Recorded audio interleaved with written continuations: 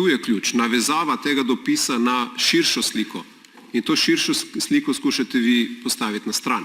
Ta širša slika govori, da gremo po isti poti, po kateri je šla Madžarska v zadnjih več kot 10 letih.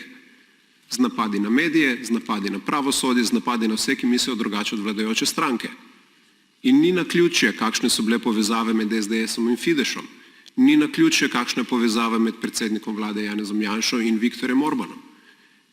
Ni naključje, kakšne so povezave med podjetjem Nova24 in kapitalskimi zaledji Viktorja Orbana na Madžarskem. Ni naključje, da se sedaj Planet TV prodaja. In o tem moramo tudi govoriti. Eden od tistih, ki se zanimajo za nakup Planeta TV, je madžarski oligarh, ki je tesno povezan z Viktorjem Orbanom.